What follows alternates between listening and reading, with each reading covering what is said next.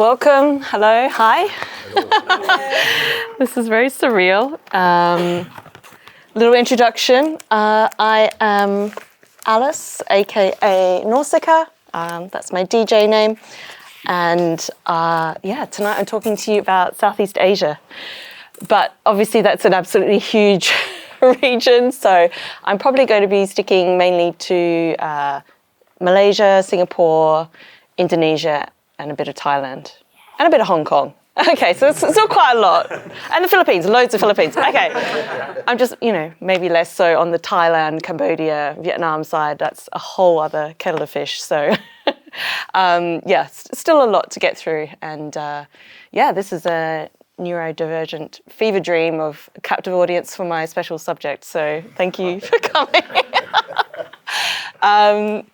So a little bit about me. I was running a record label called Soundway for 8 years and did about 110 releases, I think, during that time. We had done some music from Asia, the Sound of Siam compilations that some of you might know. I was really pushing to do a little bit more about Asian music on the label, and Ayo Ke Disco, which was a compilation I put out in 2024, was kind of that first step in that direction, and I really definitely got the bug for it.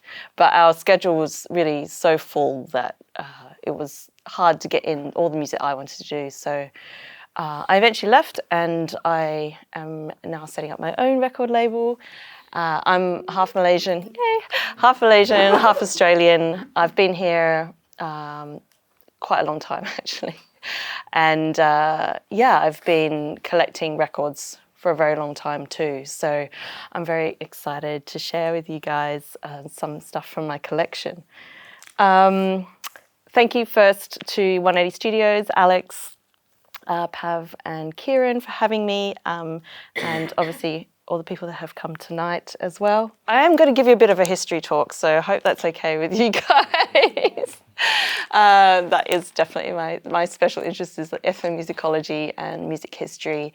Obviously we're going to listen to loads of tunes tonight. I'm not sure if I can fit all of them in that I've put in my bag, but we'll see how we go. Back to where should I start? 2 September 1945, the end of World War II. And Japan has just surrendered in Asia, and they were the last of the Axis powers. So they were with Italy and Germany on their side in World War II, and they had invaded China, which also included Hong Kong, the Philippines, Singapore, Indonesia, Thailand to a certain degree, although I will get to that in a second, Malaysia, Papua and Borneo and Burma. So and obviously Korea. Since 1910, they'd already been there trying to annex and colonize Korea for a long time. So it was a really, really turbulent time at the start of World War II, or end of World War II, obviously, as well.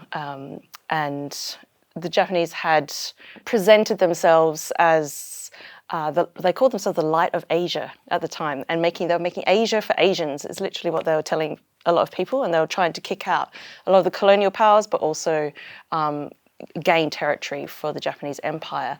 So that's kind of the context in which I'm starting this talk, is that the dust is finally settling after World War II, and I'm not going to go too much into World War II history, but for the purposes of this next record, an example of the occupation by the Japanese is in Singapore and Malaysia. Singapore was Britain's primary military and economic outpost in Asia at the time.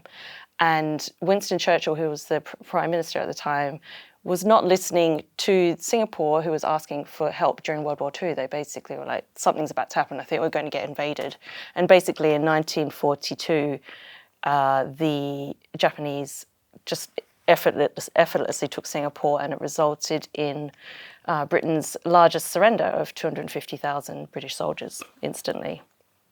And so they took Singapore and Malaysia. It destroyed a lot of infrastructure, including that which was required to record music and press music as well. And obviously there was a lot of censorship during that time. And essentially, you won't hear very much music that comes out during that 1940 to 45 period in Southeast Asia, because everything got shut down by the Japanese, or people, were too busy trying to get away to be able to record and release music. So there was a phenomenon in Singapore and Malaya, which is the British colony at the time, of singing cafes, and they essentially were cafes that they were a little bit like a live music venue, but not technically a live music venue. So they'd already been around for a little while in the 20th century, and people would go there to drink tea and listen to singers and so on. The first singing cafes were just general places to convene and listen to music, and they mainly sang Chinese music, Chinese language music, that is, Thai music and English and Western music. And a lot of these, because nothing could be recorded, we don't really know exactly what they performed during this time. But the singers were, that was the only place to go during the occupation. So they had a captive audience just like me tonight, and they could play, as long as it wasn't under the censored music guidelines, they could play all kinds of stuff. So there were a couple of famous stars, Miss Lim Lee from Singapore, and Pan Sui Chin from, she was Chinese-Malayan, or Malayan-Chinese, I should say. Cantonese name is Pung Sao Keng. And they went on to become stars after World War II, because they had literally just kept people going during those years of occupation.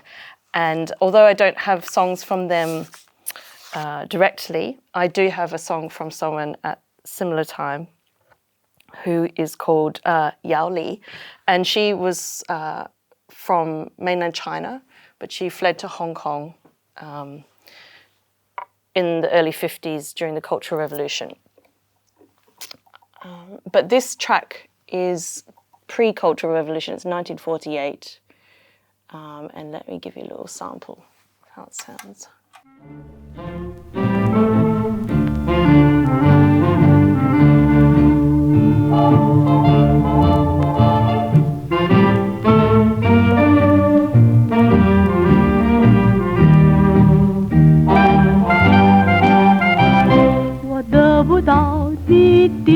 爱情在冬夜里没有光明，你不给我一颗痴心，在黑夜里头找不到那踪影，我得不到你的爱情，像春花没有雨淋，你不给我一颗痴心。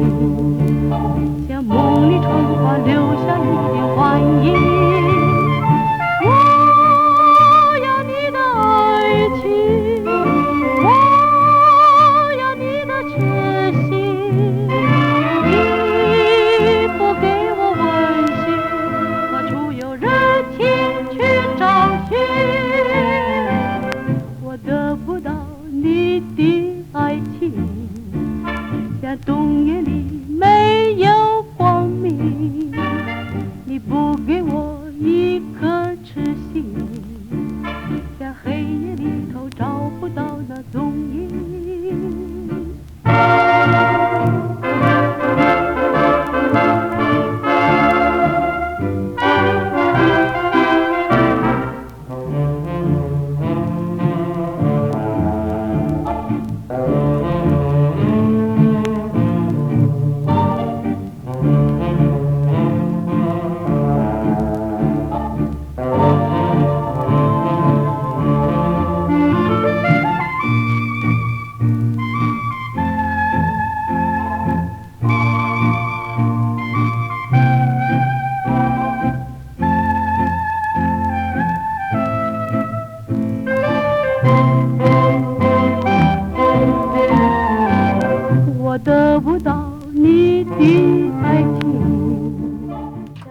you get the idea of what that sound is like. And Yao Li was one of the most prolific singers of what is known as Shi Dai Qu, which is songs of the era. And that was the scene that began in Shanghai in the 1920s. And basically, Shi Dai Qu was a combination of Chinese folk songs, American jazz, and Hollywood film soundtracks. So essentially what happened with Shanghai was the Western foreign powers had annexed part of Shanghai and created these what are called concessions. And they were like special little enclaves where their residents or citizens could go live under the rules of those countries, so Britain, France, and America.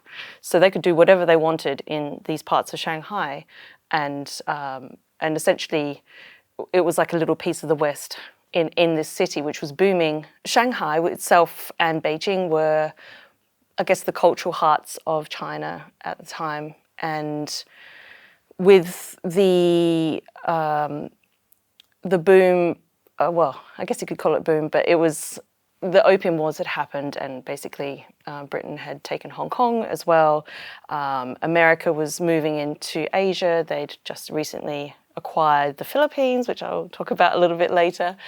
And obviously the French were all over Asia as well. And so there was a lot of people coming in to the city and to the region, but mainly there because they could do business there and do it under their laws as well. And so there was a demand for Western music as well. Basically, Shi Dai Qu was something that the Chinese in Shanghai were trying to create as a Chinese identity, because they felt so flanked by all these different Western influences who are now living in their country, as well as Japan, who had already kind of aggressively moved against Korea. So they were feeling very much that we need to build this Chinese identity. And so it really took off in Shanghai in the 1920s. And it was partly driven by American music ensembles as well that were coming over to perform for the international concessions. And one of the main ones was Buck Clayton, who was an African-American jazz trumpeter, and he was the lead horn for Duke Ellington. And he came over with his ensemble, and for just a couple of years, apparently because the Great Depression wasn't faring so well for him in America, so he went over to the US for a little while. And because he was playing for these Western audiences who were demanding jazz, but also for a now growing Chinese elite that were profiting off this new system, he had to find a way to adapt music for everybody. So he ended up taking the Chinese pentatonic scale and fusing it with the American jazz scale, which has pentatonic foundations as well. And that ended up majorly influencing the scene at the time. And essentially, Buck Clayton and his influence on a composer called Li Jinhui transformed the Shanghai jazz scene. And actually, Shanghai jazz is the precursor to modern Mandarin pop as well, the way that infuses the Western sounds with the Shanghai jazz aesthetic. I will play you something next. This isn't Shanghai jazz, this is Malaysian jazz. Sorry. It is quite hard to find 1920s Shanghai jazz records.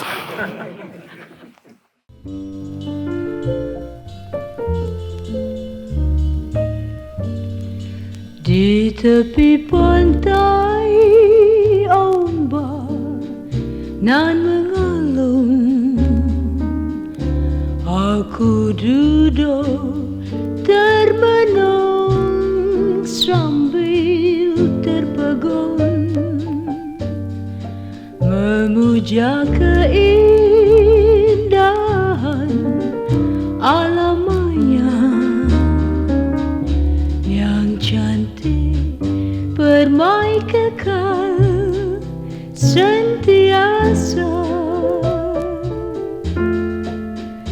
Nyiur melambai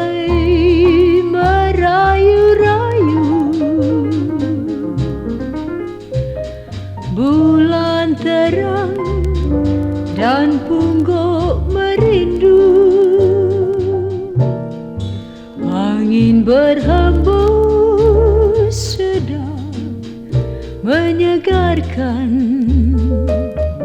tubuhku dan pikiran. Oh alunan,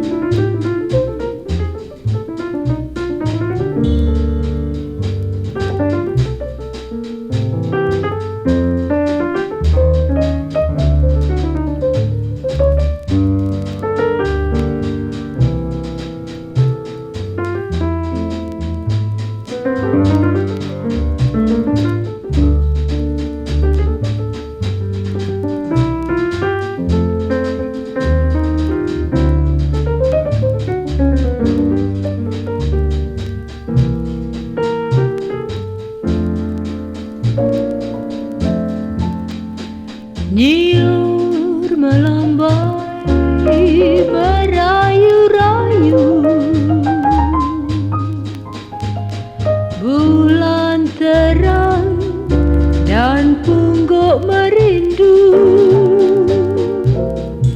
Angin berhembus sedap menyegarkan tubuhku dan pikiran. Oh alunan.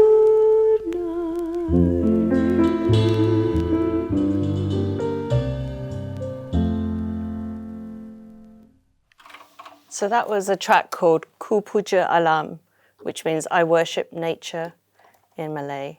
And it was written by Alfonso Soliano, who was a very, very famous, incredible jazz composer in Malaysia in the mid-20th century. Yeah, so continuing down the jazz hole, we are going to go on jazz for a little while because it was quite a big influence in Asia, which I know people often think that that jazz, when they think of Asian jazz, they think of Japanese jazz. And a lot of people think, oh, that's how it came to Asia. And somehow the Japanese were the proponents of jazz. But, you know, other than the Shanghai jazz scene in the 1920s, it was actually even earlier in the 1910s that jazz arrived in Asia, and it came through the Philippines. They were the ones that actually brought jazz to Asia. And it was because of, unfortunately, the Spanish-American War, whereby Spain lost to America, and America handed over Philippines, Guam, Puerto Rico, and Cuba to a new set of colonial powers as a result of losing. And actually the Americans gave the Spanish a token $20 million for buying the Philippines, which is about 38 million today. Really isn't much money if you think about it. And so at that point, the Filipinos were then able to travel to and from the Americas quite easily on the Pacific Ocean liner routes. And as a result, they got access to all the emerging styles that were coming out of America, including jazz, which came sort of around the 1910s. And they were already sort of well-versed, I suppose, by the 1920s when the Roaring Twenties came along and the Western audiences were starting to demand, well, the ones that were in Asia, that is, were starting to demand more jazz music. And so they'd already were familiar with the styles, they'd already been playing in America. They were the main bands that were on the ocean liners that obviously needed entertainment for the months that they were going back and forth between Asia and the US. And so with that ocean liner route, not only were they going to the Philippines, but they were also then moving on to places like Tokyo, Harbin, Singapore, Surabaya, and lots of other places. And so they were, I guess, pollinating Asia, because then they would go and play in all the hotels where the Westerners were asking for Asia as well, Asian jazz as well. And as a result, that, you know, they became the masters of jazz music. And it actually got to the point that because there weren't actually that many African Americans coming from the US to Asia at the time, and there was only a few, like the ones in the Shanghai concessions and so on, that it was then the Filipinos spreading it around. But obviously, you know, no social media or whatever. So actually people in Asia thought it was the Filipinos that were the jazz creators because they were, you know, they were more associated with jazz than Americans at that point. It was getting to the, it was so prolific. So yeah, they were also very inexpensive to hire. They charged very low rates. Shanghai was very easy to access from the Philippines, and yeah, I'll give you a little example of some Filipino jazz. This is a great record, Pinoy jazz. This is called Sarung Bangi, which, when I looked up the translation, means nightgown. I'm not quite sure what that means, but it's Eddie Munji or Munhi the Third.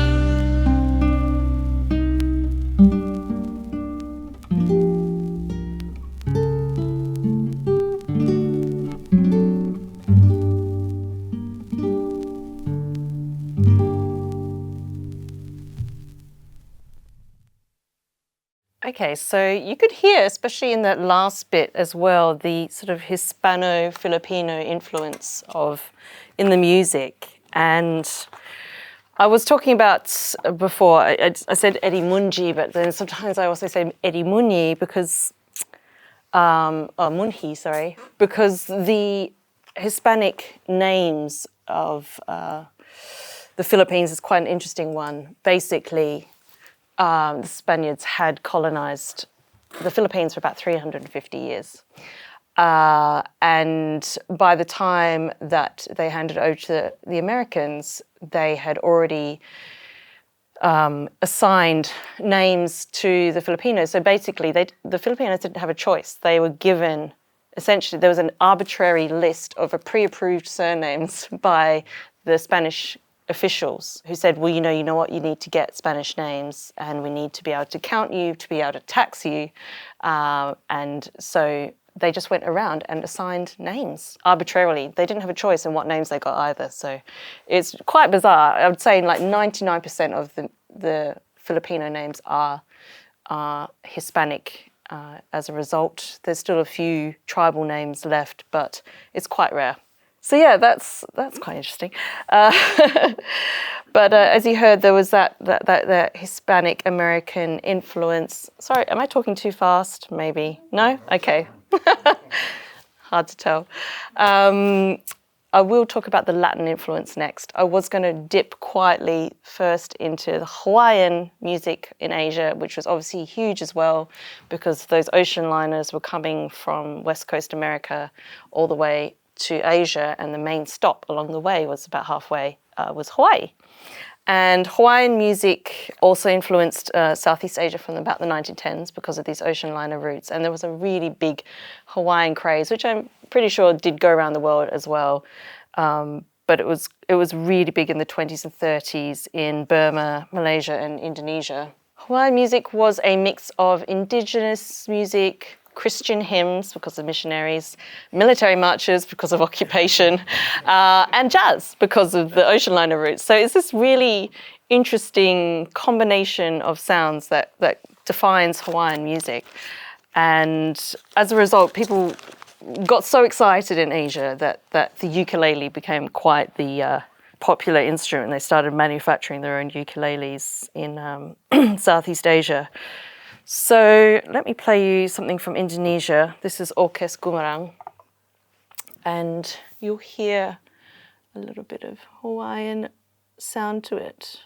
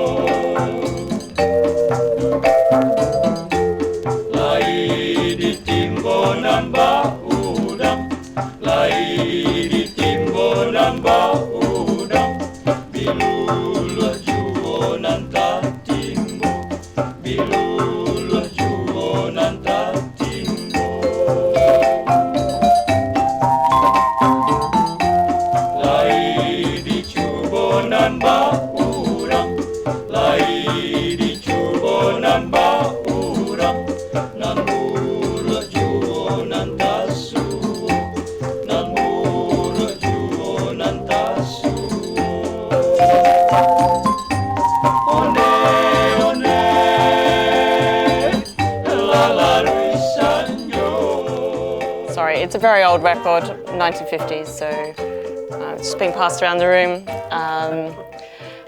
It is, yeah, one of my favorite records. And as you can hear, there's that Hawaiian influence. There's also that Latin influence, which I think I'll get onto now. Obviously, we heard about the Hispanic influence, I should say, on Filipino music. With the Spanish occupation, they brought Catholicism, obviously, but that also meant a strong musical tradition, because the Catholic monks or missionaries or whatever strongly encouraged music to be taught to children and school, and singing especially, so they could sing the hymns and play the hymns. There was a vested interest in getting them to learn music. So that's one of the reasons why Philippines has such a strong preference or interest in everyone learning music. When I went there, I swear everyone was a musician of some sort, a DJ, a singer, a pianist, and it has continued as something that is really inherent in culture, whereas you weren't really getting that so much in the other colonies of Southeast Asia.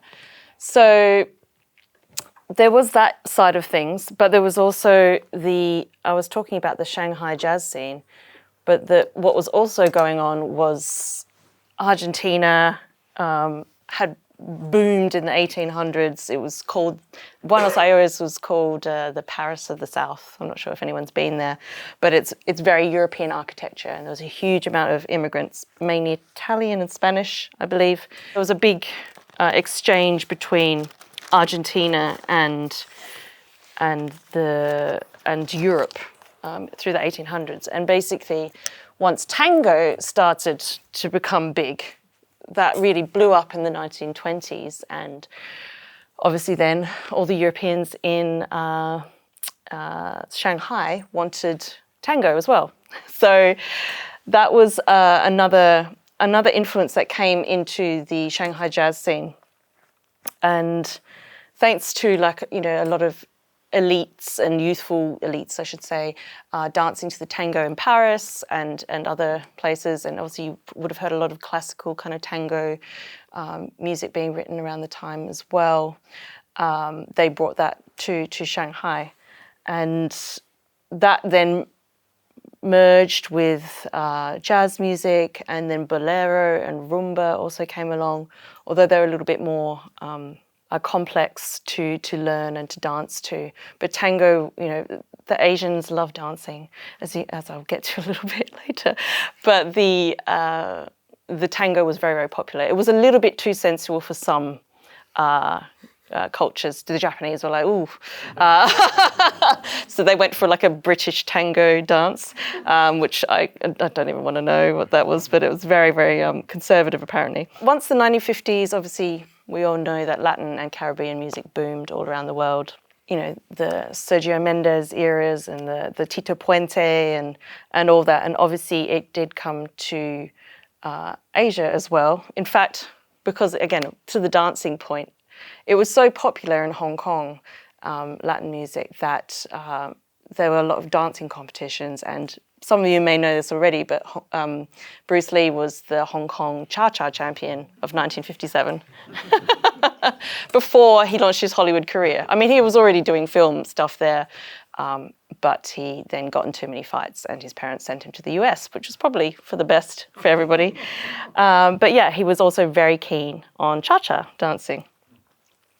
So I'd love to play a little bit of Cha-Cha from Singapore.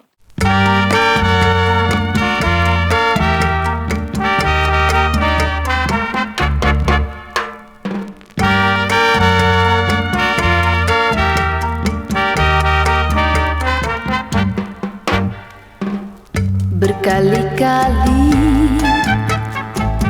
aku bertanya, tak jemu-jemu dia menjawab dengan segera. Suaranya emas, oh bila bicara,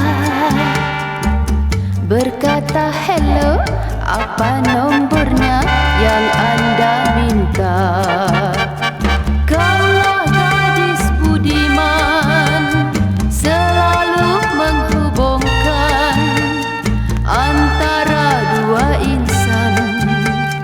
Apabila berjauhan, tolong sambungkan suaraku ini kepada dia, buah hatiku di seberang negeri.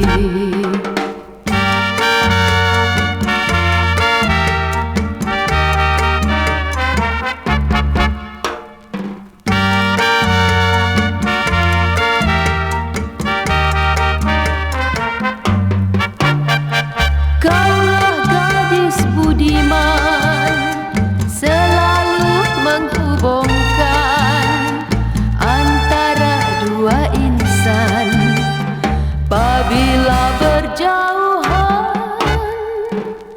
tolong sambungkan oh suaraku ini ya kepada dia, buah hatiku di seberang negeri.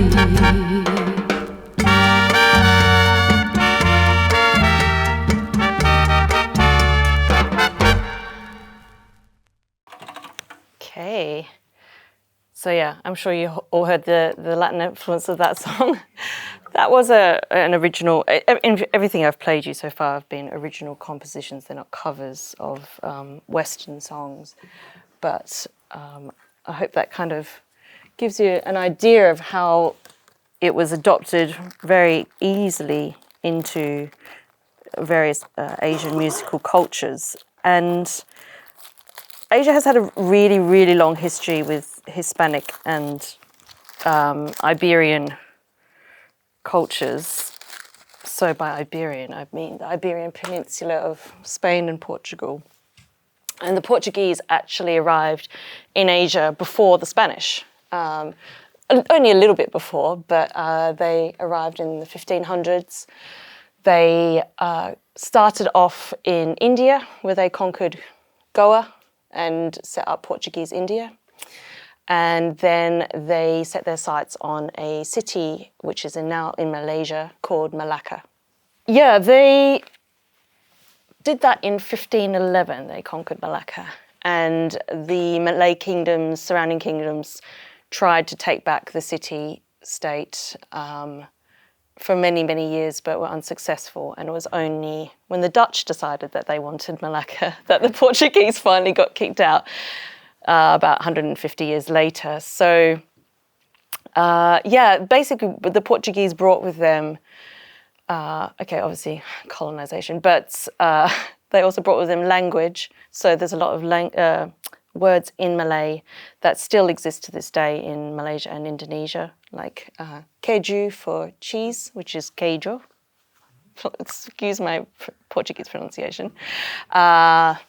Mentega for butter, manteiga in Portuguese.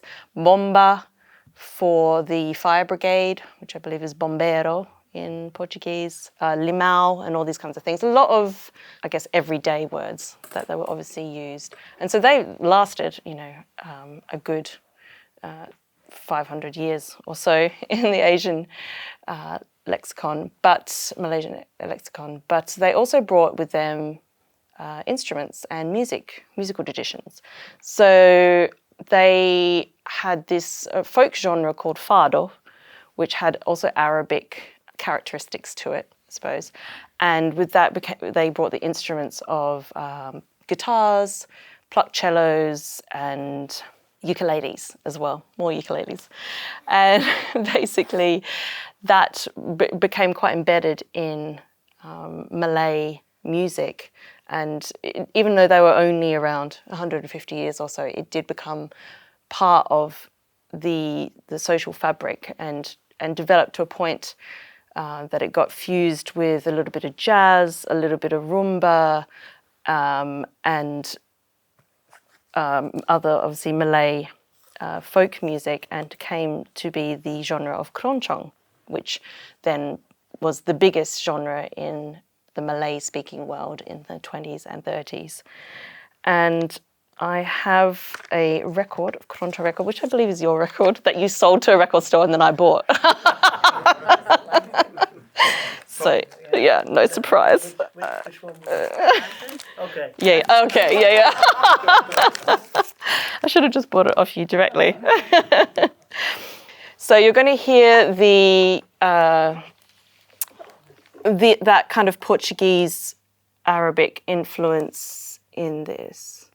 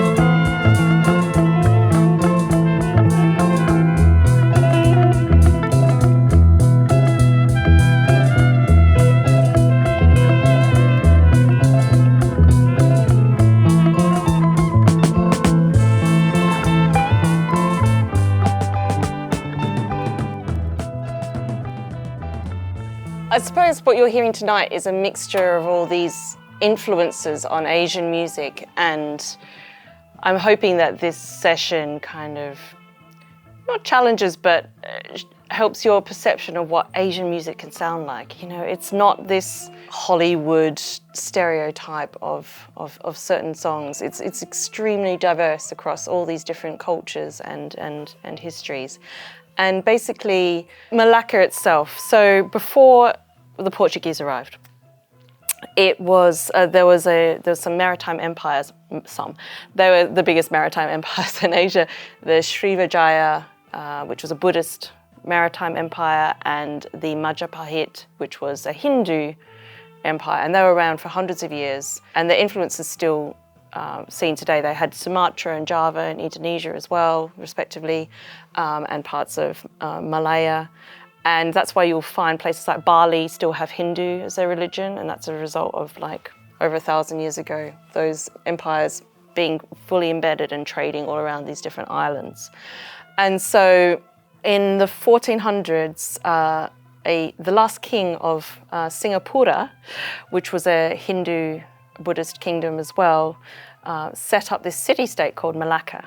And Malacca, I don't know if anyone is very familiar with Malaysian and Indonesian geography, but it's Malaysia kind of goes like that. Sumatra is there, the sort of one of the large islands of Indonesia, and then there's a strait called the Malacca Strait, which you probably heard about because of pirates and stuff like that.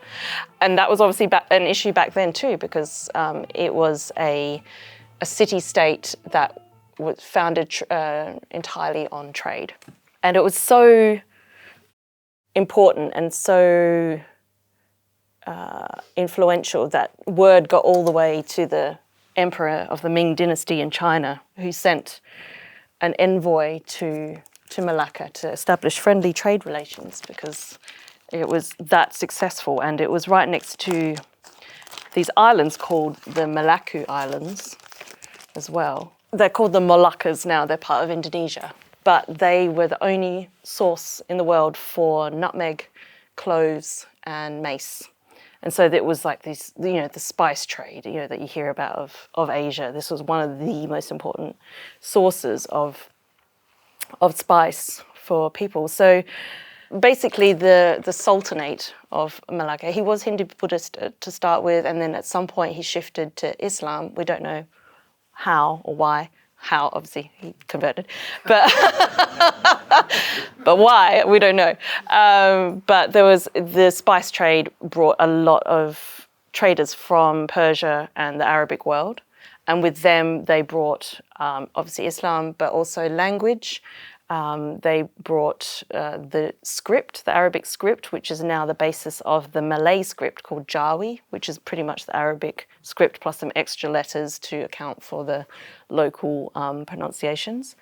And then obviously music as well. So the oud, the lute, which is like this pear-shaped lute, came all the way during the 1200s. And by the 1400s, it was very much this bastion of I guess multiculturalism. So the city-state of Malacca, it started off as essentially a little settlement by the water, and by the 1400s it was incredibly rich, incredibly powerful.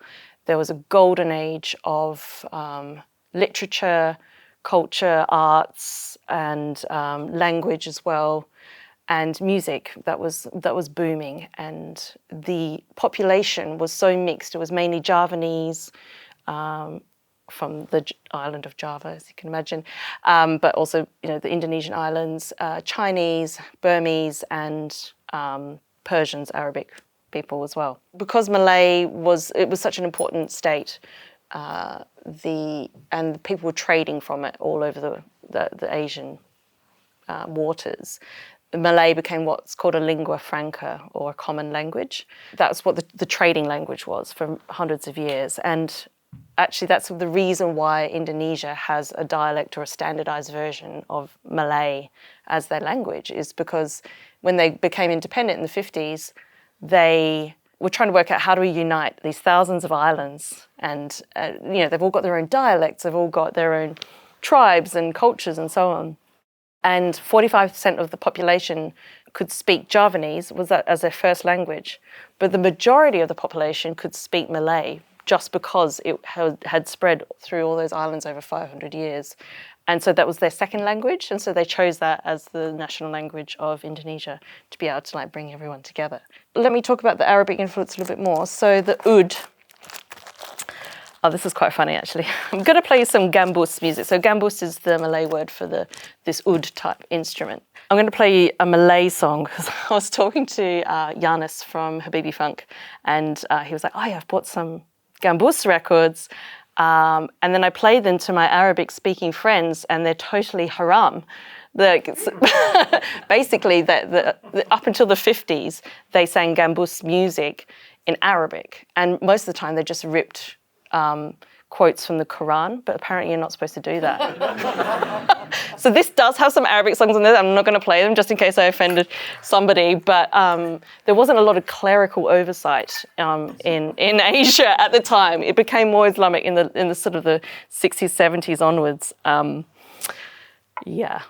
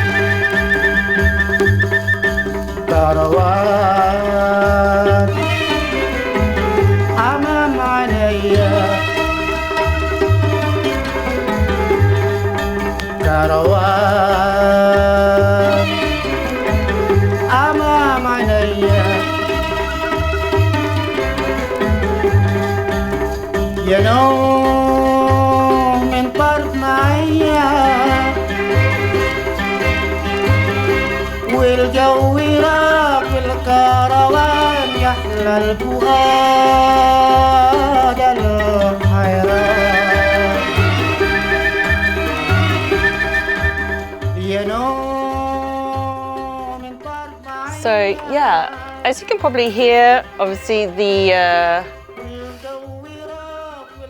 very strong Arabic influence and the pentatonic scale, which is, I'll just turn it down a little bit, prevalent through that. And although gambus itself is very much an Arabic descended genre, a lot of Southeast Asia's music was descended from Chinese, a heavy Chinese influence, including things like gamelan, kulintang, that kind of thing. It was from the original East Asians of Asia that came from the Chinese mainland. And so the pentatonic scale, I just find so fascinating. I'm not going to get into music theory, but for those who don't know what it is, it's a 5-note scale instead of a 7-note scale, which is our standard thing. And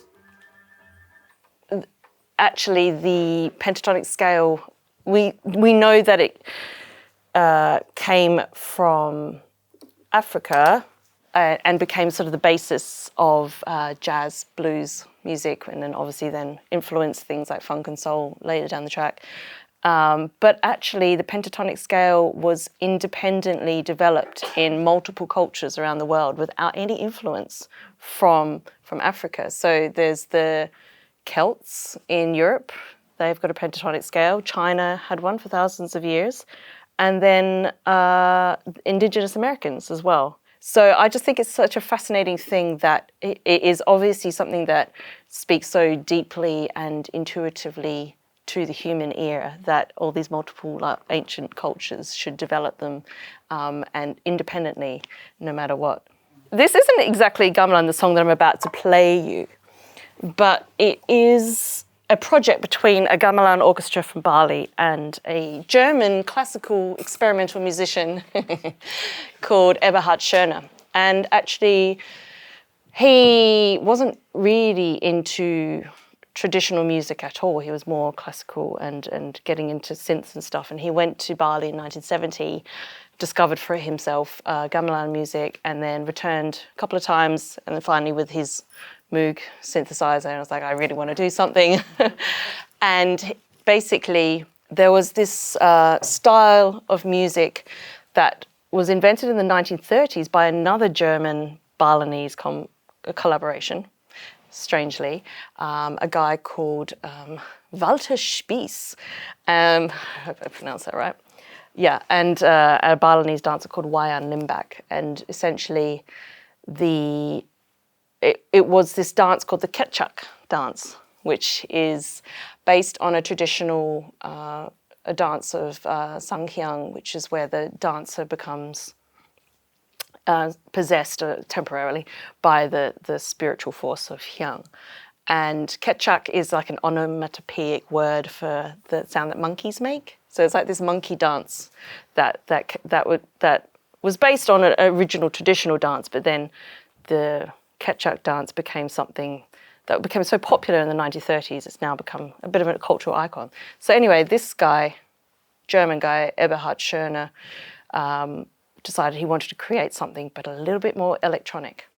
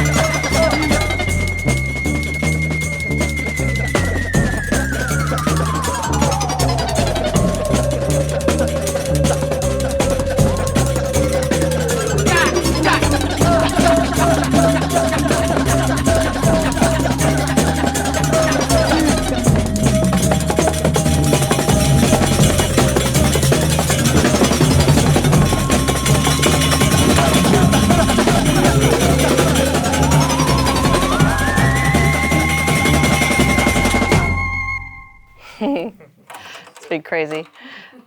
This picture on the front here, that's from the Ketchak dance. So they're all kind of like, supposed to be like a horde of monkeys. I don't know what the collective noun is for monkeys. So that's them dancing. There's usually like a person, a troupe, is it? Okay, thank you. That's something new. And yeah, so they're dancing, and then there's a main dancer in the middle that's supposed to be possessed by the spirit. I know I'm banging on about the pentatonic scale, but obviously what I'm trying to say is that because it was already present in so many long time, thousands of years of Asian musical traditions, that once things like jazz and funk and soul and all that kind of thing started to arrive in Asia, it was really primed for it. They could meld their own scales and traditions and sounds in with these, African American and Latin American type music as well. I'm going to play you one more little jazz thing. I know you've a bit jazzed out, but this is really worth it, I think.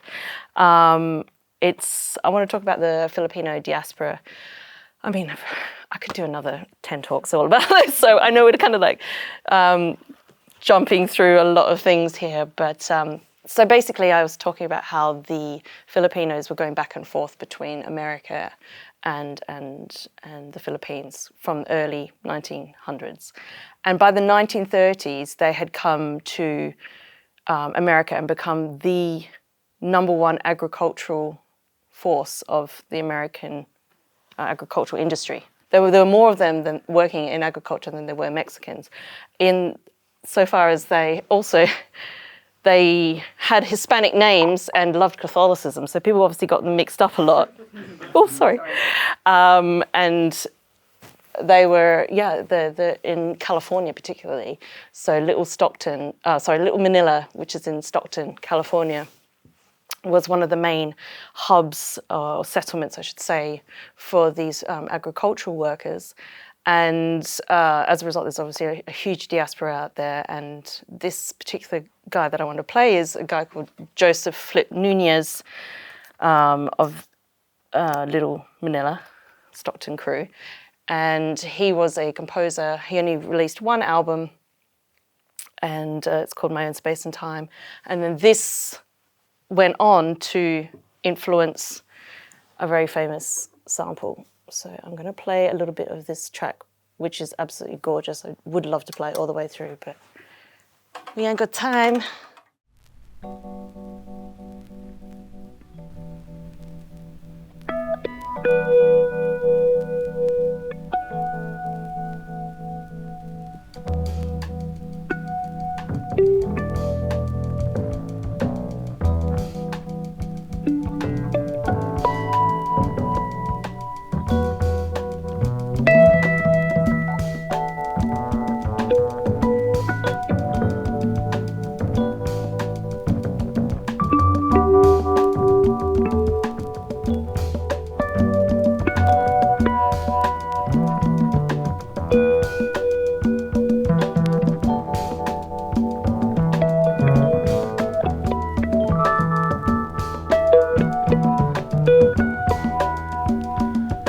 Picture this, my dear, for the end is almost here. When I'll see you later,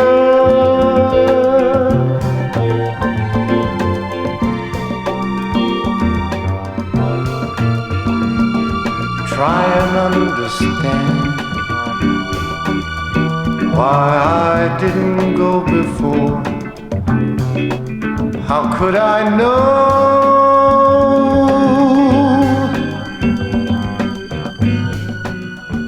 It's really what beautiful. was in my... I'm so sorry to turn it down. You're all just getting into it. So that was in 1977, I believe. And he died in 1995. And shortly after he passed away, his song was sampled by another Californian. So you heard that doo doo doo at the start.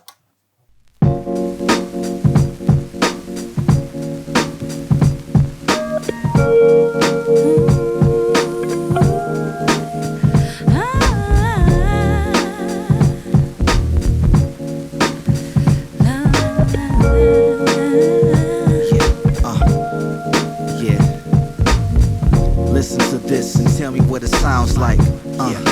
Stimulating sound bites while I seize firmly those hips.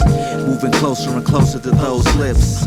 I hear you shout my name while the blood runs through my veins. This inherited musicality that helps soothe your pains. What a perfect composition that we've arranged. There is no competition when it comes to me and you making love. For sending me this angel with someone I gotta thank above. But this uniquely distinct creates of love. Unselfish, benevolent, patient love.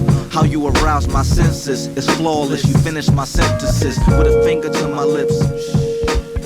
I can't explain how much I love this. Music making love in an harmony.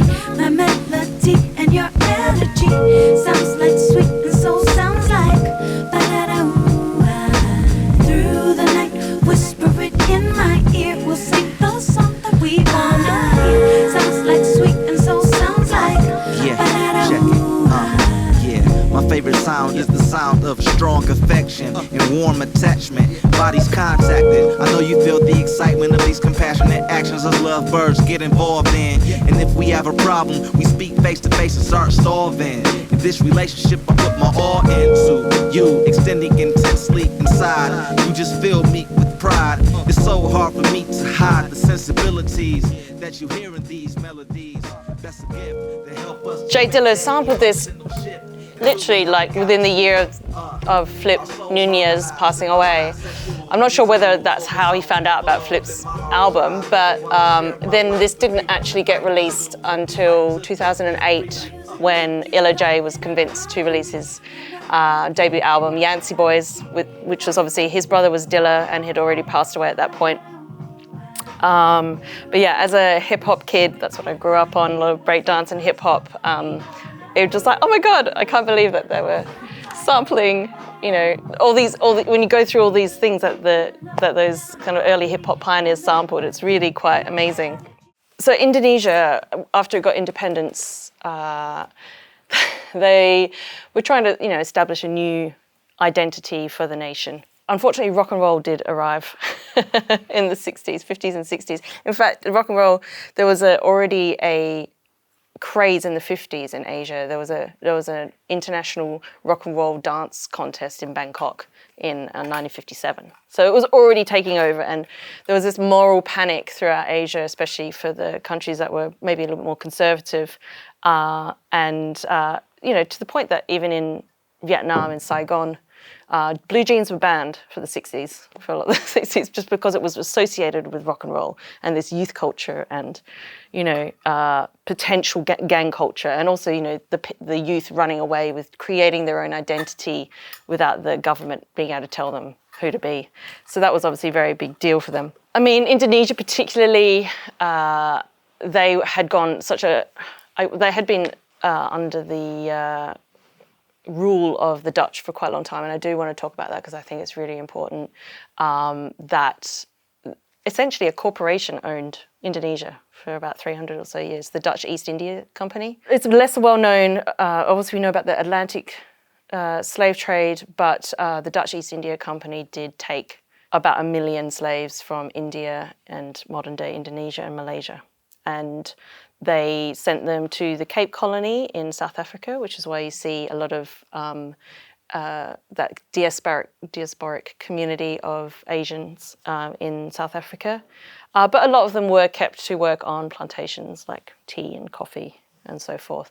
So they'd endured over 300 years of this forced labor, slavery, oppression, and so forth. So when they decided to rise up after World War II and go for independence, the Dutch were not very happy about it. They'd only just abolished slavery in Indonesia in 1914. Like, that's how recent it was. They started the abolition process in 1814, but they didn't really get around to Indonesia until the 1900s. So they'd managed to get rid of, you know, phase it out, I suppose, and put in indentured labourers in the Caribbean and so forth. But yeah, it stuck around in Asia for a very long time. And that very same year of 1914 is when the new Indonesian Communist Party started, which is actually a lot older than the Chinese one. But they were kind of like trying to build this socialist state and get independence for Indonesia. So when they managed to declare independence after World War II, They kicked out all the Dutch, including all the record labels, so forth. They kicked out a lot of the citizens and took over the recording industry as well. So there was their own state radio, state radio and state record label as well. They kicked out Philips, which was a huge record label at the time. Weren't even allowed to import music by Philips. Sukarno, the new prime minister, I should say, had this kind of third world outlook of being on equal terms with the West, being integrated into world systems and so on and so forth. And, a lot of progression and advancement, but there was also this sort of case of national identity. So when rock and roll came out, it was really quite a big deal.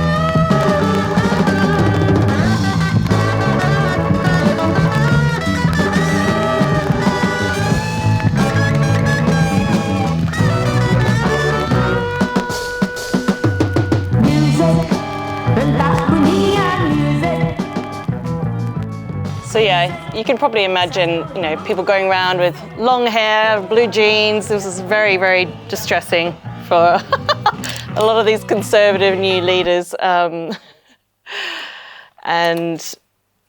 also Melanesians had natural afros as well. It's from 50,000 years ago that they arrived. They developed their natural afros, and then they were embracing the 60s look as well. And they were quite.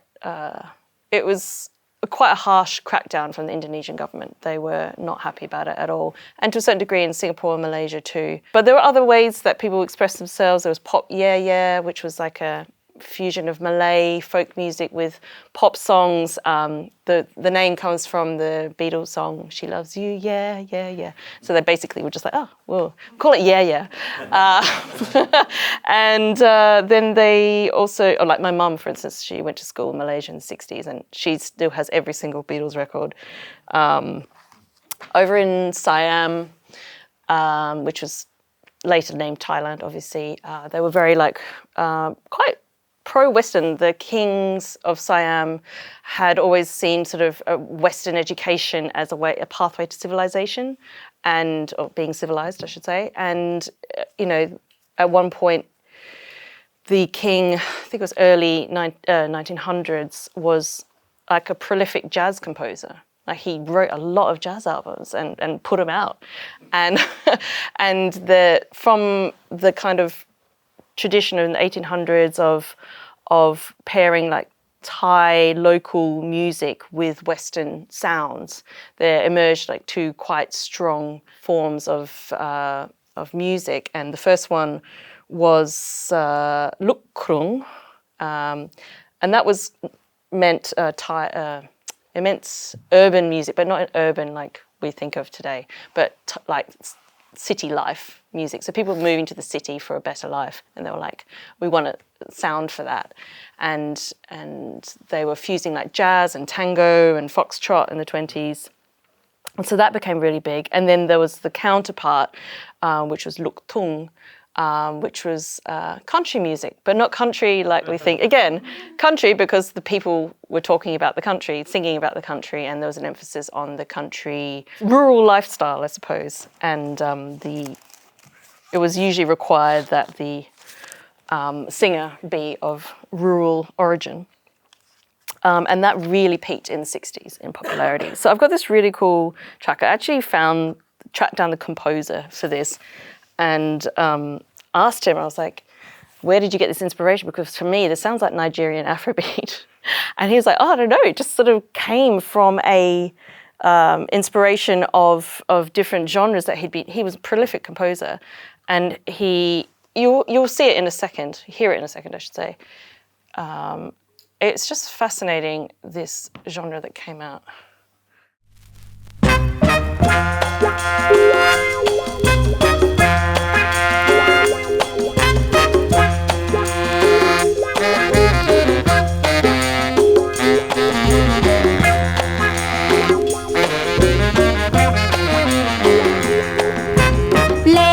มั่งก็ไม่ปลื้อไม่ถือตัวหรอกพี่ชายจะตื้อก็ตื้อกันได้แต่กลัวพี่ชายจะรักไม่จริงเล่นกันมั่งก็ไม่ปลื้อเขาลือพี่เสือผู้หญิงใกล้น้องก็บอกรักจริงพอห่างคงทิ้งให้น้องเดียวได้พี่หรือจะสร้างสวนเงาะน้องอยากหัวเราะให้อกแตกตายน้องมีผัวหากพี่จะปลูกถึงคราวมีลูกกลัวจะหนีหน้าหายเล่นกันมั่งก็ไม่ปลื้อไม่ถือตัวเราคนตายรักจริงเชิญเถิดพี่ชายเอาเงินมาไหว้จะได้เหมาะพัน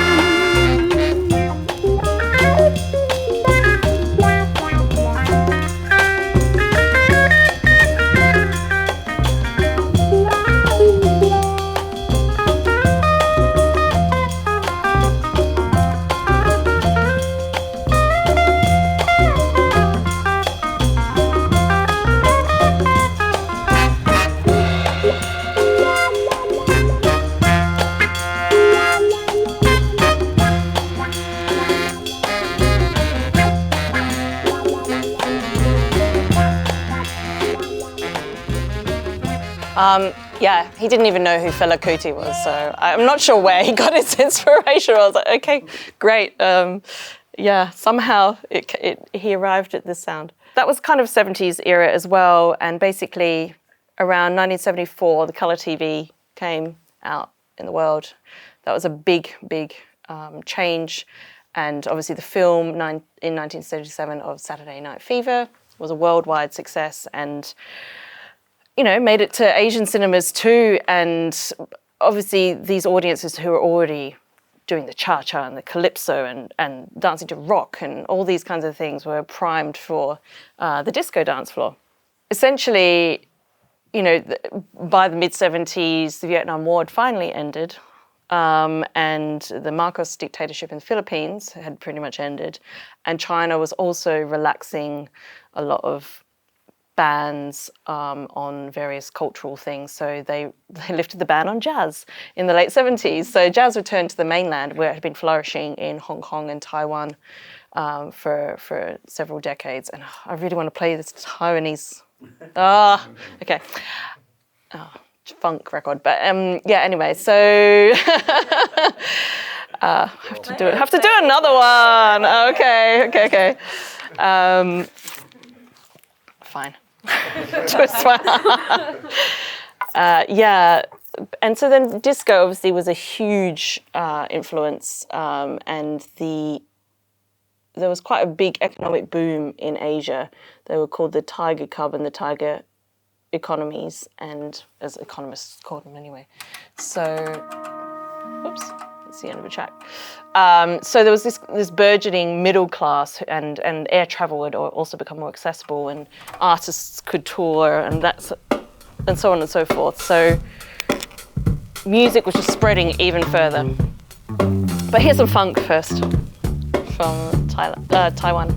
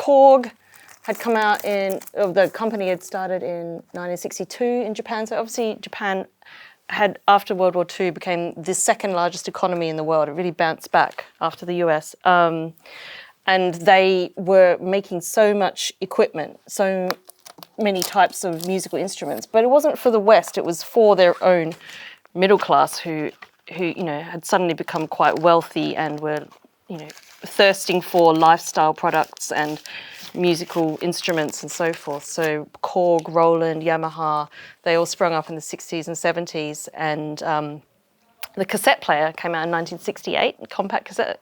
I always associated the cassette with the 80s, but actually it was 1968. And the cassette really allowed a lot of, especially Asian musicians that were in oppressive countries, to be able to record and distribute music that was frowned upon by the government. So a lot of punk, rock, that kind of thing, metal. That's why metal went really big in Indonesia and Malaysia, and rock and punk, because that was born out of this censorship.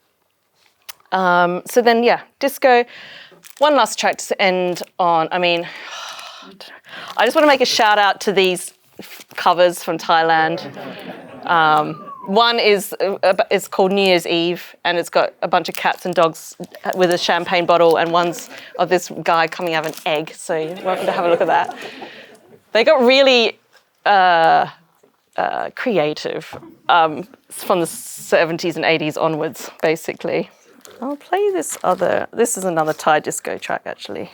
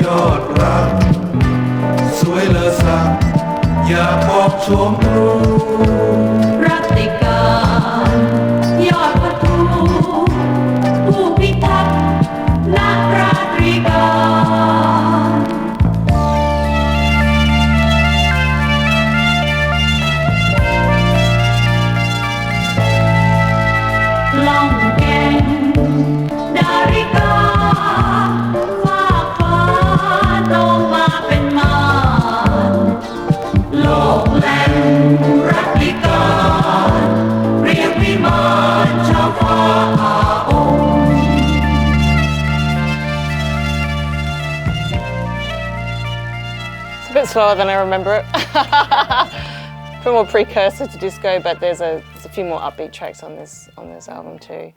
I think I have to stop there, unfortunately. The next session is outside. So you're just getting into the electronic bit.